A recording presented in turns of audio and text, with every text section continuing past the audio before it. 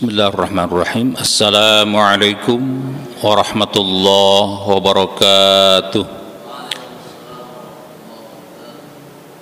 Alhamdulillahi rabbil alamin, wal aqibatu lil muttaqin, wala udwana illa 'alal zalimin. Allahumma salli wa sallim wa barik ala sayyidina Muhammadin wa ala alihi wa ashabihi wa ummatihi ila yaumiddin. Amma ba'd. Faqalu subhanaka la ilma lana illa ma 'allamtana innaka antal alimul hakim. Wa qala rabbi shrah li sadri wa yassir li amri wa hlul 'uqdatam min lisani yafqahu qawli. Hadaratul muhtaramin, para jamaah yang dimuliakan Allah Subhanahu wa taala, kita patut menyampaikan rasa syukur ke hadirat Allah Subhanahu wa taala. Alhamdulillahirabbil alamin yang telah memberi karunia, taufik, hidayah, inayah dan tentu berbagai anugerah kepada kita, sehingga alhamdulillah pada hari ini kita sehat walafiat, dan mudah-mudahan kita senantiasa dapat beraktivitas dengan sebaik-baiknya. Berbagai harapan dan doa terhadap berbagai aktivitas itu mudah-mudahan senantiasa Allah memberikan keberkahan dan kesuksesan kepada kita. Salawat dan salam kita aturkan kepada junjungan kita Nabi Muhammad SAW serta keluarganya, sahabatnya dan semua pengikutnya, termasuk kita bahkan umatnya hingga akhir zaman. Ma'asyiral muslimin rahimakumullah, mengawali kajian kita sebagaimana biasa pada malam hari ini kita bacakan suratul Fatihah. Pertama, mudah-mudahan kita senantiasa berada dalam lindungan Allah Subhanahu wa taala, dapat melaksanakan tugas dengan sebaik-baiknya, dan mudah-mudahan kita dianugerahi berbagai karunia, kenikmatan dan juga kesuksesan dalam hidup kita. Yang kedua, Fatihah kita niatkan kalau ada saudara-saudara kita yang kurang sehat atau sedang menderita sakit, mudah-mudahan Allah angkat penyakitnya dan dikembalikan kesehatannya seperti sedia kala. Dan yang ketiga, untuk saudara-saudara kita, Fatihah itu yang bertugas di lapangan, supaya mendapatkan perlindungan dari Allah Subhanahu wa taala, diberikan kemudahan dari berbagai tugasnya dan juga kesuksesan dalam hidupnya. Dan juga Fatihah itu kita niatkan, kita doakan saudara-saudara kita yang tertimpa musibah, baik di tanah air, di berbagai daerah, banjir, gempa, longsor dan lain sebagainya, dan juga saudara-saudara kita yang ada di Turki dan Suriah yang baru saja dilanda gempa yang cukup besar, dan korbannya tentu juga ada warga kita tidak kurang dari 10 orang yang luka, dan ratusan lainnya warga negara Indonesia yang ada di kawasan Turki itu juga harus mengungsi. Terutama katanya dalam wawancara saya lihat di televisi, mereka harus mengungsi ke kampung-kampung karena di kota-kota itu masih sangat berbahaya, karena gedung-gedung itu sangat mungkin untuk menimpa atau menderita atau tertimpa getaran-getaran yang membuat itu jatuh atau roboh, retakan-retakannya yang besar dan seterusnya. Nah, untuk itulah meski kita dari jauh kita berdoa mudah-mudahan mereka semua senantiasa Allah beri perlindungan, keselamatan, kesehatan, dan segera pulih dari trauma berencana maupun penderitaan. Dan mudah-mudahan banyak bantuan-bantuan baik dari kita, dari negeri kita maupun dari berbagai negara di dunia. Ala hadhihi niyyah, al-Fatihah. A'udzubillahi minasyaitonir rajim. Bismillahirrahmanirrahim. Alhamdulillahi rabbil alamin, arrahmanir rahim, maliki yaumiddin, iyyaka na'budu wa iyyaka nasta'in ihdinas siratal mustaqim siratal ladzina an'amta 'alaihim ghairil maghdubi 'alaihim waladdallin. Amin.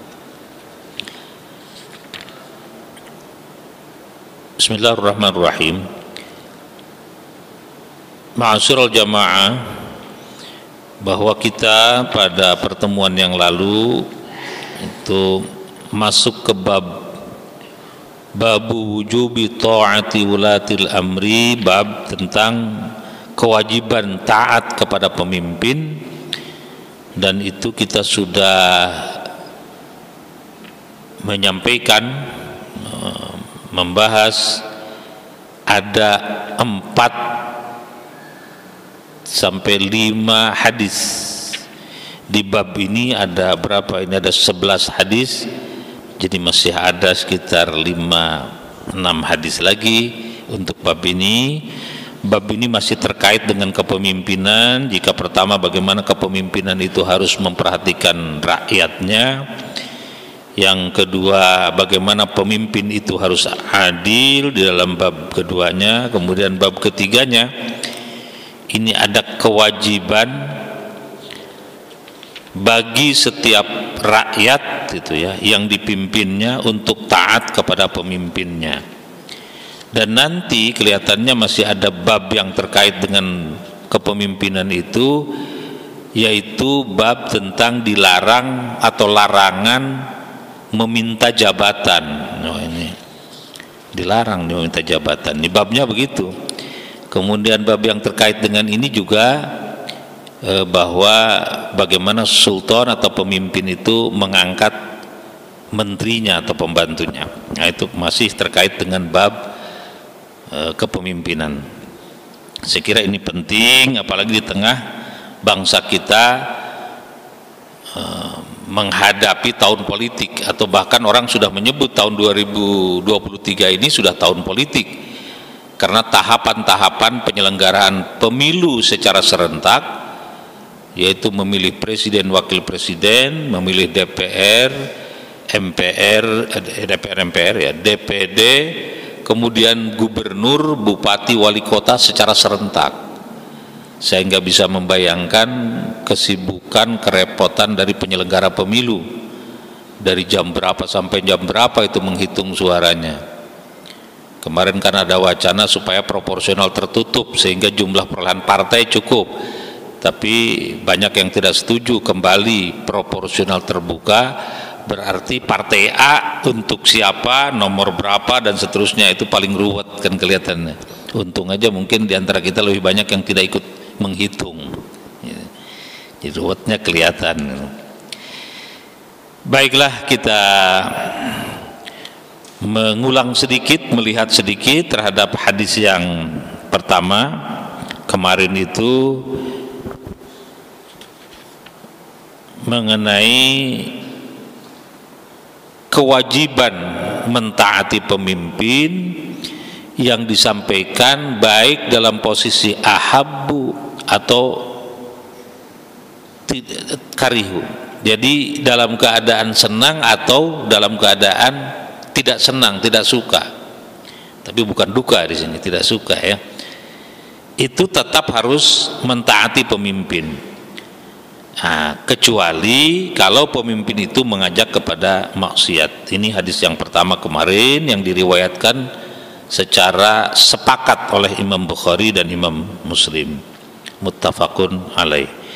Kemudian pada hadis yang kedua kemarin itu juga menegaskan tentang pentingnya untuk taat dan mendengar perintah pemimpin.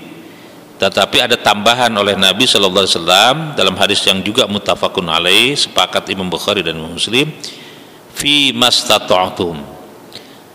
Jadi ada tambahan supaya kita siap berbaiat sam'an wa ta'atan kepada pemimpin dalam hal sesuai dengan kemampuan kita. Jadi ketaatannya sesuai dengan kemampuan kita. Itu dari Nabi Sallallahu Alaihi Wasallam. Kemudian pada hadis yang ketiga, nah, itu semacam dalam tanda petik ancaman atau peringatan kepada kita yang menjadi rakyat ketika tidak taat kepada pemimpin, maka di akhirat kelak enggak punya hujah lagi, enggak punya alasan. Kenapa Anda tidak taat kepada pemimpin? Oh, pemimpin itu begini tidak bisa. Tidak diterima hujahnya ketika kita misalnya mengatakan kita tidak taat kepada pemimpin karena pemimpin itu jelek dan seterusnya, itu tidak diterima. La hujjata, tidak ada hujjah. Bahkan jika mati waman mata, ya, dalam posisi seperti itu meninggal rakyat yang keluar dari barisan ketaatan kepada pemimpin, disebut dengan matinya adalah mati jahiliyah. Kalau di dalam tafsir di sini mati jahiliyah itu mati dalam posisi tidak ada petunjuk gitu. Jahiliyah itu kan belum mendapatkan petunjuk dari Allah Subhanahu wa taala, tidak ada hidayah, buram lah, gitu, gelap, dalam kegelapan. Nah, itu mati jahiliyah seperti itu. Disebut kebodohan itu kegelapan. Kemudian hadis yang keempat kemarin itu juga perintah tetap untuk isma'u wa ati'u, sam'an wa ta'atan, walaupun katanya pemimpinnya itu disebutkan sebagai abdun habasyiyun, seorang hamba sahaya dari kalangan Habasyah. Disebut Habasyah itu budak hitam. Ka'anna ra'sahu zabibah, kepalanya itu seperti buah anggur, mungkin kecil, rambutnya keriting. Kan beda itu kalau kita ketemu dengan orang-orang Timur Tengah, apalagi kalau kawasan Persia gitu ya, kepala itu besar-besar, mohon maaf, mungkin otaknya besar-besar gitu. Kawasan-kawasan Imam Bukhari dan sekitarnya itu kan kalau kita lihat kepala itu besar-besar gitu ya. Mungkin kalau pakai peci nomornya belasan lah gitu, udah belasan, betul itu. Nah, tetapi sebaliknya orang-orang Habasyah hitam itu, Afrika gitu ya, kawasan itu dianggapnya ininya kecil-kecil kepalanya itu. Yang kata Nabi disebutkan itu ka'anna ra'sahu zabibah, seperti anggur, hitam agak kecil, rambutnya keriting lagi gitu. Meskipun begitu, kalau dia jadi pemimpin itu tetap harus dihormati, ditaati, didengar kata-katanya. Itu 4 hadis yang kemarin. Kemudian hadis yang kelimanya, itu hadis yang keempat itu riwayat Imam Bukhari saja. Nah, sama hadis yang kelima juga, alaika sama wa ta'ah, jadi sama. Dalam usrika wa yusrika, dalam keadaan mudah maupun susah. Nah, di dalam keadaan giat, apa semangat, wa makrahatika, dan dalam keadaan yang agak segan-segan juga gitu, tetap harus taat. Itu hadis yang kelima. Nah, kita lanjutkan kepada hadis yang keenam.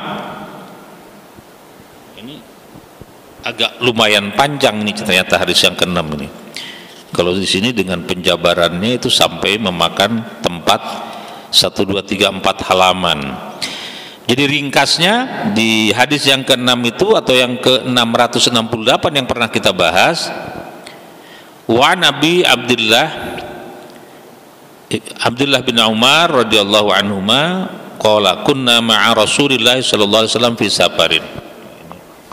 Nggak usah dibaca nih, terlalu panjang. Jadi kata Abdullah bin Umar, kami itu bersama Rasul sallallahu alaihi wasallam melakukan safar, perjalanan. Biasanya kalau bersama-sama sahabat Rasulullah sallallahu alaihi wasallam safarnya itu dalam keadaan dalam posisi atau untuk tujuan biasanya ghazwah, melakukan syiar tapi dalam bentuk biasanya peperangan gitu, ghazwah. Karena itu hadis ini dimuat di beberapa kitab hadis dalam bab maghazi, perang. Dalam kondisi seperti itu, di satu tempat istirahat, ya orang macam-macam. Ada yang kalau sekarang barangkali menyiapkan persenjataan gitu, sama dulu juga begitu, latihan memanah. Ada yang memberi makan kepada tunggangannya unta ya begitu, atau kuda begitu. Jadi dalam situasi seperti ini kemudian muadzin itu memanggil supaya hayya 'alas shalah, karena waktunya sholat. Jadi di situ posisinya dua, satu sam'an wa ta'atan kepada pemimpin, walaupun yang manggil itu adalah mungkin seorang budak itu yang disuruh oleh Rasulullah SAW, tapi ini panggilan Rasulullah SAW, bahkan panggilan Allah, azan waktunya.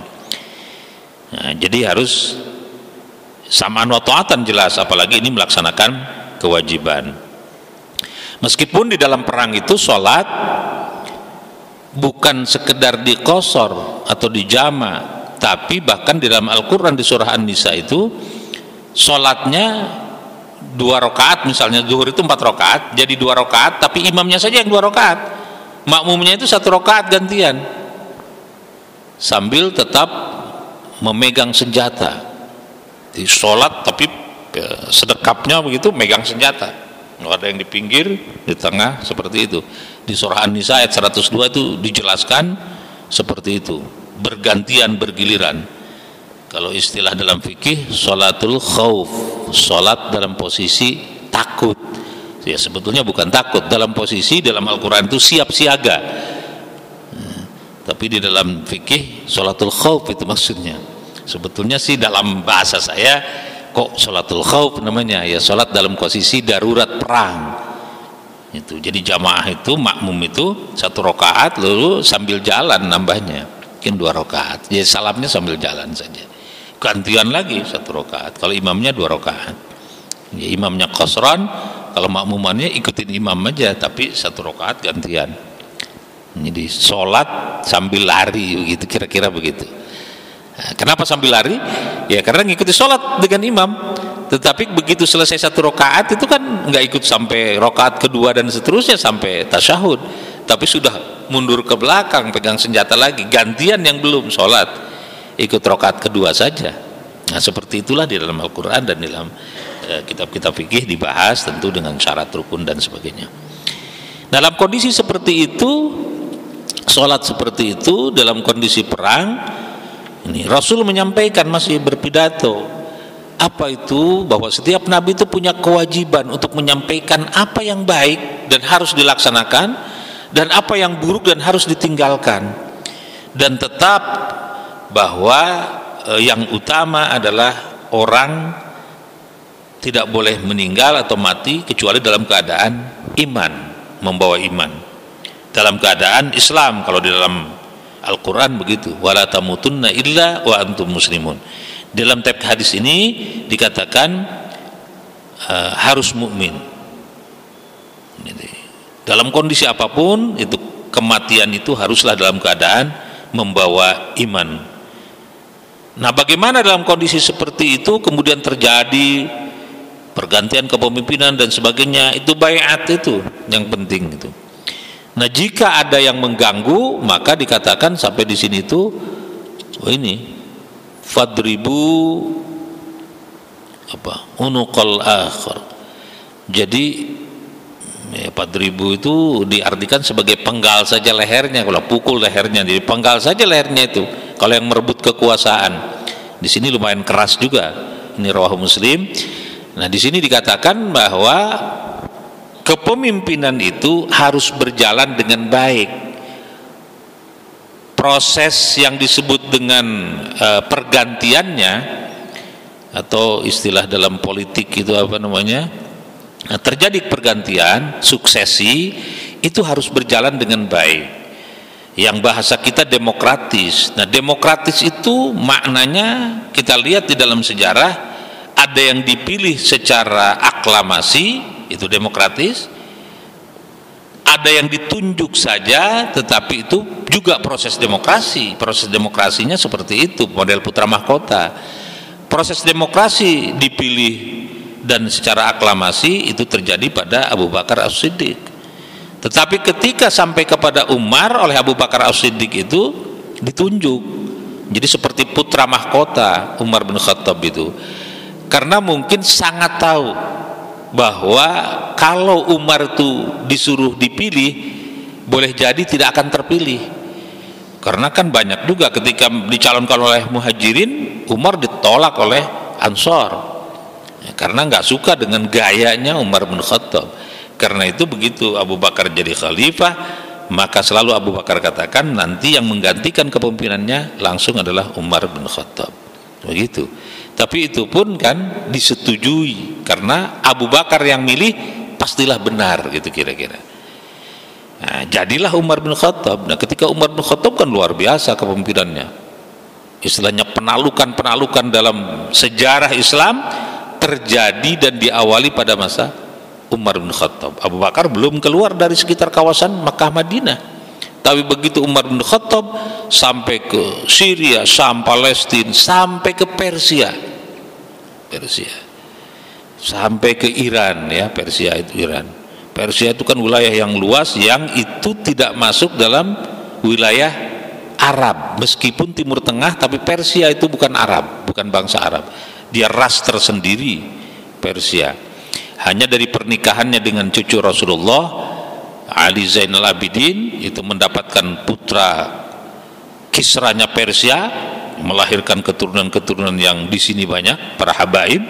Itu kan ibunya adalah orang Persia, ibunya adalah Persia. Itu jadi bersatu di situ. Karena itu kalau kita ke daerah sana, alhamdulillah saya pernah daerah situ, itu ada Hasanain, ada Husain. Jadi Al Hasani apa Al Husaini gitu di situ. Ada dua aja. Dari kalau keturunan Nabi, apakah ke Hasan, apakah ke Husain gitu. Di sana itu Al Husaini atau Al Hasani. Imam Khomeini itu Al Husaini.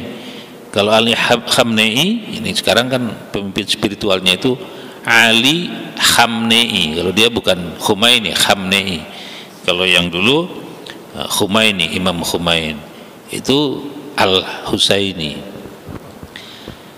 Masalah jamaah sekalian, itu hadis yang ke-6 ini mengisahkan bagaimana ketaatan dan kemudian perintah Rasulullah SAW untuk mentaati pemimpin, siapapun pemimpin itu dari kawasan manapun itu harus ditaati. Memang ketika pemimpin itu berasal dari kalangan bawah, bahkan dulunya misalnya seorang budak, itu Umar bin Khattab aja bertanya. Ini di uraian sejarah di sini dalam riwayat Imam Ahmad itu sampai Umar bin Khattab ketika menjadi khalifah itu nanya kepada namanya Nafi bin Abdul Haris, man istakhlafta ala ahlil wadi, itu di kampung, di satu kampung itu, di satu wadi, siapa yang kau angkat sebagai khalifah? Nah, di sini ada juga pemaknaan khalifah itu adalah tidak selalu menunjukkan kepemimpinan yang tertinggi. Di sini lurahlah kelasnya ini. Di daerah Aspan, dari satu lembah, di satu kampung, itu ditanya oleh Umar bin Khattab kepada Nafi ini, siapa yang menjadi khalifah di situ, di wadi, di kampung Aspan itu. Nah, kemudian Nafi bin Abdul Haris menjawab, qala istakhlaftu alaihim Ibnu Abzi, kami angkat pemimpin kami di situ itu sebagai khalifah adalah Ibnu Azi. Ditanya lagi oleh Umar bin Khattab, wa ma Ibnu Abzi, siapa itu Ibnu Abzi itu? Itu ya kan nggak tahu Umar bin Khattab ini karena hanya pemimpin desa aja. Ibnu Abzi adalah faqala rajulun min mawalina, jadi seorang yang berasal dari maula, dari pembantu, dari budak. Kagetlah Umar kalau dalam dialognya nih, di riwayat Imam di Ahmad ini,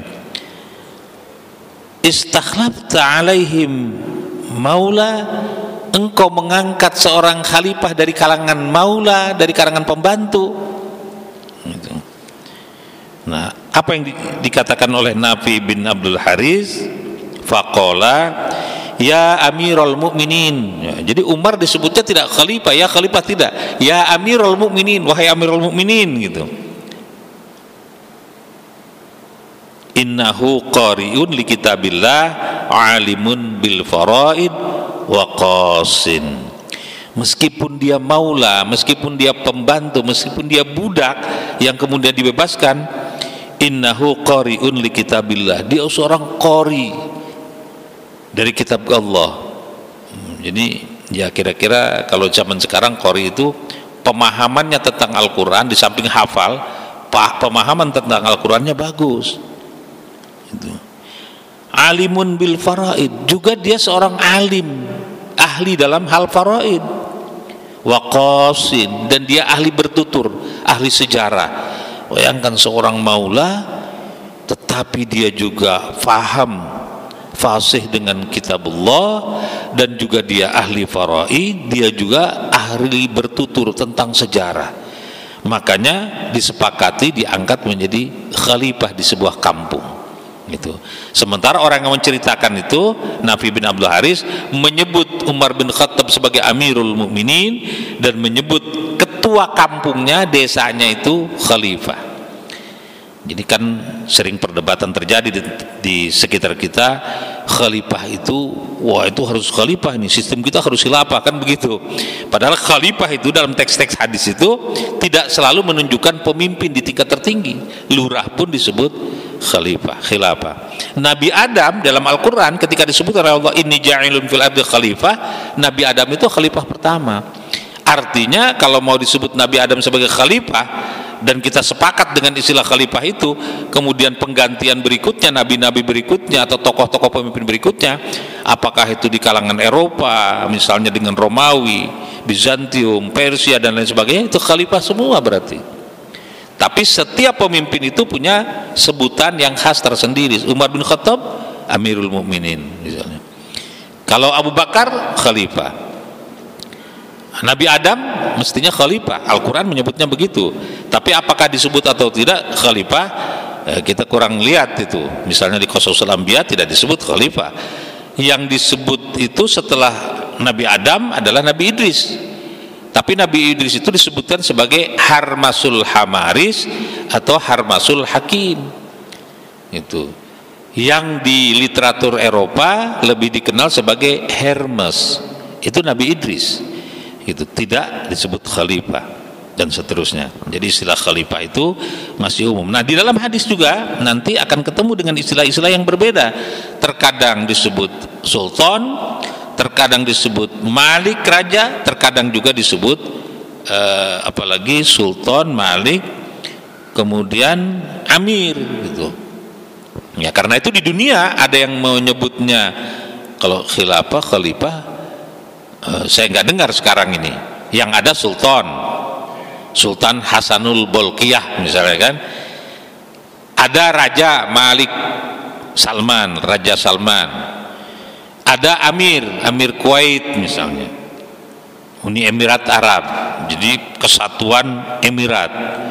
Jadi para amir itu ada kesatuannya lagi. Ya, jadi Amir. Nanti di dalam hadis juga istilahnya demikian. Kita akan ketemu dengan istilah-istilah yang begitu. Para jamaah sekalian, kita lanjut saja ke hadis yang ke-7 atau ke-669. Ini agak pendek nih saya baca aja. Tadi 4 lembar, kalau dibaca panjang sekali. Tapi intinya seperti itu, tetap perintah taat kepada pemimpin.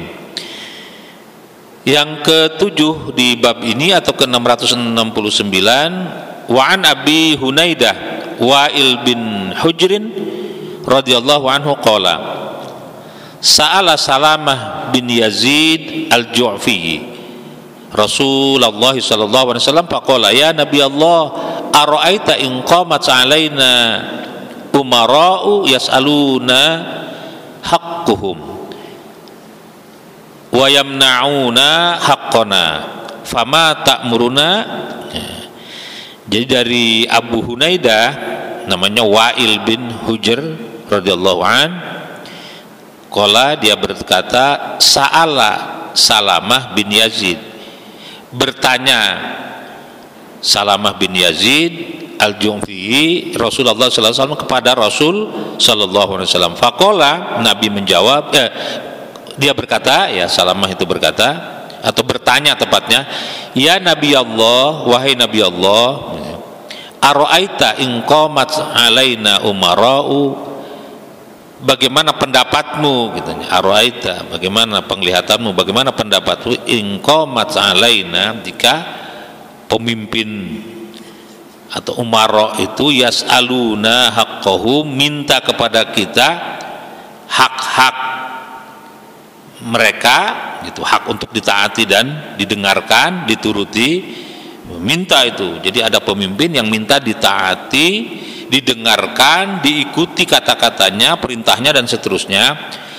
Sementara wayamnauna haqqana, dia menahan hak kita.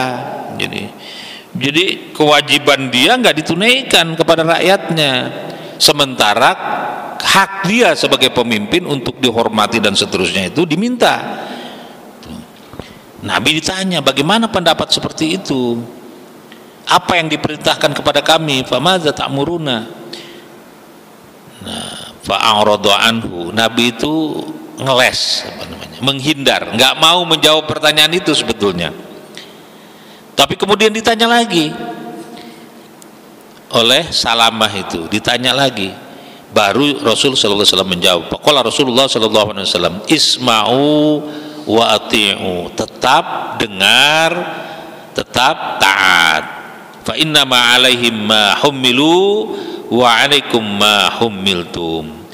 Karena bagi mereka punya kewajiban untuk melaksanakan apa yang menjadi beban mereka, tugas mereka, kewajiban mereka.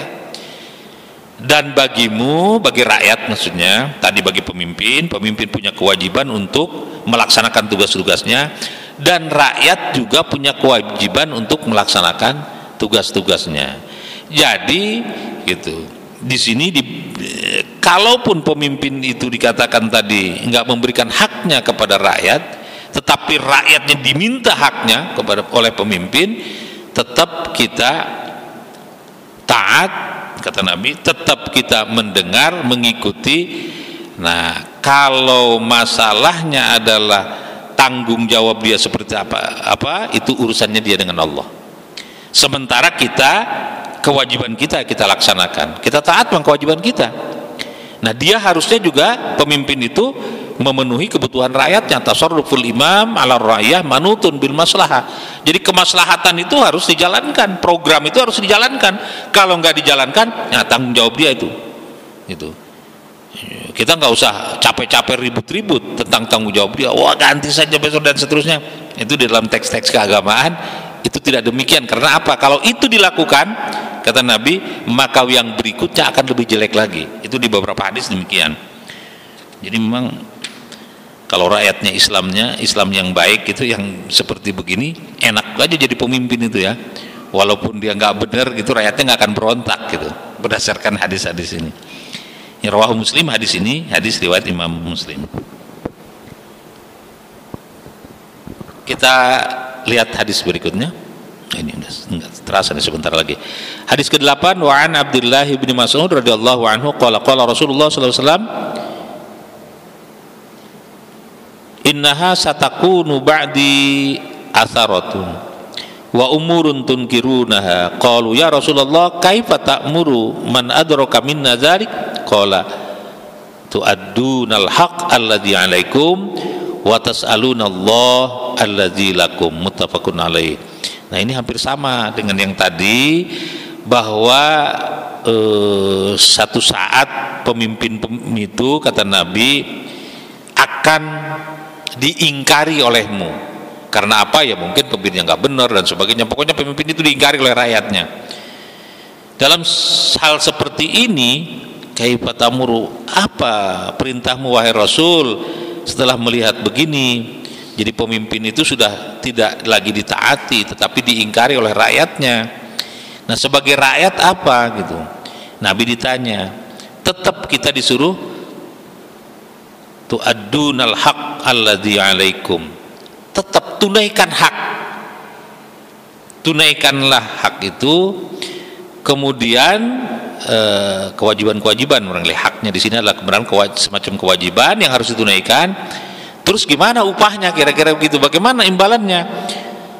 Wa tas'alunallaha alladzi lakum, dan selebihnya itu minta kepada Allah. Gitu. Jadi rakyat ini kita ya suruh ngikut saja kepada pemimpin. Kalau pemimpinnya nggak ngasih apa-apa, nggak melaksanakan program, itu sudah mintanya kepada Allah. Itu pernah saya uraikan di hadis ini juga, di forum ini juga, bahwa ada hadis qudsi yang menyampaikan bahwa Allah Subhanahu wa taala berfirman, qulubul malik biyadi, kata Allah, hatinya pemimpin itu ada pada genggaman tangan saya, kira-kira begitu kata Allah. Karena itu maka janganlah kalian wala tasgulu bisababi mulu, jangan sibuk dengan urusan kepemimpinan, dengan urusan raja, urusan sultan, jangan sibuk, tapi mintalah kepadaku, nanti aku, kata Allah, yang akan merubah atau menggerakkan hati pemimpin itu. Jadi kalau mau merubah pemimpin, jangan teriak di jalan. Ya, ada proses demokrasi yang bisa diikuti dalam konteks kehidupan demokrasi seperti kita, tetapi dalam konteks keagamaan lebih baik mintanya kepada Allah. Karena itulah Al-Qadiyat mengatakan, kalau saya hanya punya satu doa, maka doa saya akan persembahkan atau peruntukan bagi seorang pemimpin supaya pemimpin itu baik. Kalau pemimpin itu baik, maka bukan hanya dia baik, tapi rakyatnya akan menjadi baik dan juga kemaslahatan akan terjadi. Karena itu doa saya, kata Al-Qadiyat, bahwa saya ingin mendoakan pemimpin supaya baik, gitu ya, sesuai dengan hadis qudsi itu. Jadi seperti itu. Jadi kita tetap melakukan kewajiban sebagai warga yang baik, sementara ketiadaan pelayanan yang dilakukan oleh pemimpin kepada rakyatnya, maka setiap rakyat itu mintalah kepada Allah Subhanahu wa taala. Ini tuntunan Rasulullah sallallahu alaihi wasallam di hadis ini, muttafaqun alaih. Kemudian lanjutkan ke hadis yang ke-9 atau ke-671. Wa Nabi Hurairah radhiyallahu anhu qala Rasulullah sallallahu alaihi wasallam, man ata'ani faqad ata'a Allah wa man asani faqad asa Allah wa may yuti'il amir faqad ata'ani wa may ya'sil amir faqad asani, muttafaqun alaih. Dari Abu Hurairah radhiyallahu anhu, Nabi sallallahu alaihi wasallam bersabda, man ata'ani, siapa yang taat kepadaku, kata Nabi, faqad ata'a Allah, maka orang itu berarti taat kepada Allah. Sebaliknya, waman asoni, yang maksiat kepadaku, yang menolak kepadaku, kata Nabi, faqad asallah, maka dia juga durhaka kepada Allah. Wa may yuti'il amir faqad ata'ani, siapa yang taat kepada amir, di sini disebutkan amir nih. Kadang-kadang sultan, tadi kadang-kadang malik, kadang-kadang khalifah, disebutkan amir. Siapa yang taat kepada pemimpin, faqad ata'ani, berarti itu taat kepadaku, kata Nabi. Sebaliknya, waman ya'sil amir, siapa yang maksiat, yang membangkang terhadap pemimpin, faqad asani, maka orang tersebut juga membangkang atau berdosa kepadaku. Ini muttafaqun alaih, ini hadis seperti ini. Jadi ini memang hadis tentang kewajiban rakyat untuk taat kepada pemimpin, sehingga isinya begitu rata-rata ya. Banyak hadis yang menyebutkan ini. Nah, ini di hadis yang hampir selesai. Berikutnya, man kariha min amirihi syai'an falyasbir. Nah, kalau ada yang tidak disukai di pemimpin itu, di sini terhadap amir, pemimpin, enggak kita sukai, falyasbir, kita disuruh sabar. Fa innahu man kharaja minas sultan shibran mata mitatan jahiliyatan. Nah, muttafaqun alaih. Jadi kalau kita nggak sabar lalu kemudian keluar dari ketaatan, nah itu kembali lagi matinya mati jahiliyah. Nah, yang terakhir di bab ini hadis ke-11 atau ke-673, wa an Abi Bakrah radhiyallahu anhu qala sami'tu Rasulullah sallallahu alaihi wasallam yaqul man ahana sultan ahanallah ahanahullah. Jadi di sini disebutkan sultan ya, tadi amir, ini sultan. Sabda Nabi SAW, man ahanas sultan, siapa yang menghinakan sultan, ahanahullah, maka Allah akan menghinakan orang itu. Jadi yang menghinakan sultan itu dibalas penghinaannya bukan oleh sultan itu, tapi oleh Allah Subhanahu wa taala. Ini hadis yang diriwayatkan oleh Imam Tirmizi, hadisun hasanun, hadis ini hadis hasan. Nah, inilah hadis ke-11 di bab ini, atau hadis terakhir di bab ini, yang nanti kita akan lanjutkan dengan yang akan datang dengan bab yang berikutnya, hadis-hadis ini kalau kita simpulkan rata-rata memerintahkan rakyat untuk sam'an wa ta'atan kepada pemimpin, sekalipun katakanlah sekalipun di dalam teks hadis Nabi ini bahwa pemimpinnya itu dalam tanda petik gak benar gitu, dalam pengertian tidak memberikan haknya kepada rakyat. Apa hak rakyat itu? Untuk dipenuhi segala kebutuhannya, kemaslahatannya. Karena dalam fikih siasah, tasarruful imam 'ala ra'iyah manutun bil maslahah. Jadi tasarruf pengabdian lah gitu, imam seorang pemimpin kepada rakyatnya, 'ala ra'iyah, itu manutun bil maslahah, tergantung kebutuhan rakyatnya. Di dalam hadis yang lalu ketika Muawiyah bin Abi Sufyan mendengar bahwa orang yang memenuhi kebutuhan rakyatnya akan dipenuhi kebutuhannya oleh Allah, maka kemudian Muawiyah bin Abi Sufyan itu mengangkat seorang menteri yang khusus mengurusi kebutuhan-kebutuhan sandang pangan rakyat itu. Kalau di sini membentuk bulognya lah, menteri pangannya lah gitu kira-kira. Jadi seperti itu.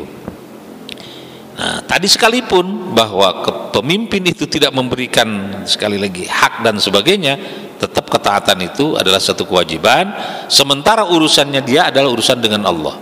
Jadi dia akan dihukum, ya dihukum. Bahkan di hadis yang pertama kali ketika menceritakan tentang kewajiban pemimpin kepada rakyat, pemimpin itu tidak akan masuk surga, bahkan mencium baunya surga aja tidak, ketika tidak melayani rakyat dengan baik, khianat terhadap rakyatnya. Nah, itu urusannya dia. Kita nggak usah teriak-teriak, oh dia khianat dan sebagainya.